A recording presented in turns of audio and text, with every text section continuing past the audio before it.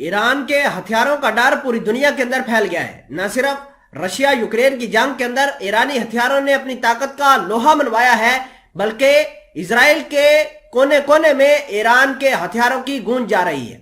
आज इजराइल ने ऐलान किया है कि अमेरिका के दिए हुए F-35 जहाज नकारा हैं, लिहाजा जो इजराइल है उसने इन जहाजों को ग्राउंड करना शुरू कर दिया है। इजराइल की एयरफोर्स को जाहिर सी बात है बड़ा धचका लगेगा। इजराइल की सिक्योरिटी फोर्सेस का यह कहना है कि ईरान से बढ़ते हुए खदशात को लेकर हमें नए हथियारों की जरूरत है, और कहा है कि जो हमारे पास ऑलरेडी हथियार मौजूद है ये कारगर साबित नहीं हो रहे।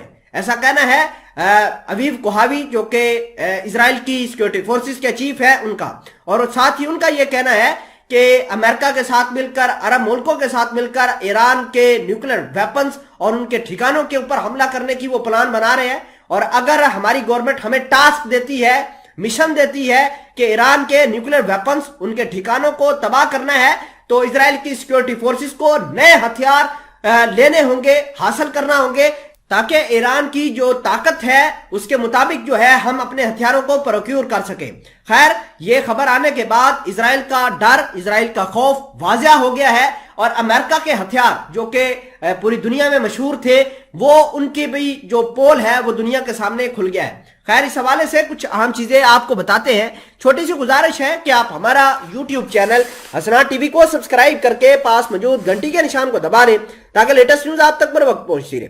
देखिए कि इजराइल के अंदर चेंज ऑफ कमांड हुआ है। इजराइल के नए वजीर आजम नेतन्याहू ने अपनी कैबिनेट को तश्कील दे दिया है। एक दो रोज के अंदर वो इक़्तिदार का ओहदा भी संभाल लेंगे, यानी वजीर आजम की कुर्सी संभाल लेंगे। और इजराइल की सिक्योरिटी फोर्सेस को यह हुक्म दिया है कि आपने अब तैयार रहना है, ईरान के न्यूक्लियर वेपन्स को हमने तबाह करना है। और हमने देखा कि नेतन्याहू जब जब वजीर आजम रहे हैं तब तब ईरान के ऊपर बड़े हमले हुए हैं। ईरान के कासिम सुलेमानी हो, उनको शहीद किया गया। ईरान के मोहसन फखरीजादा जो कि नवंबर 2019 के अंदर शहीद हो गए थे, उनको भी इजरायलियों ने कत्ल किया था।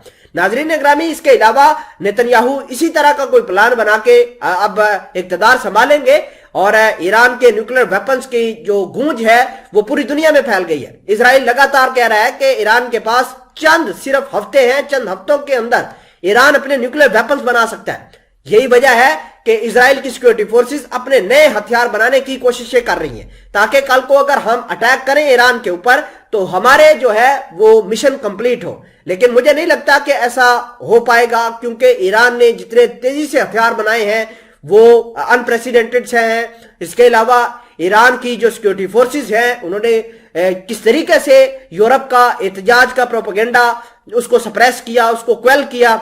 अब रही बात इजराइल की, तो इजराइल जो है खुद भी तैयार है, और इजराइल को नुकसान पहुंचाने के लिए ईरान ने अपने खैबर शिकन जैसे खतरनाक मिसाइल हिजबुल्लाह को फराहम किए हैं, जो कि ईरान के लिए एक बहुत बड़ा डेटरेंस है।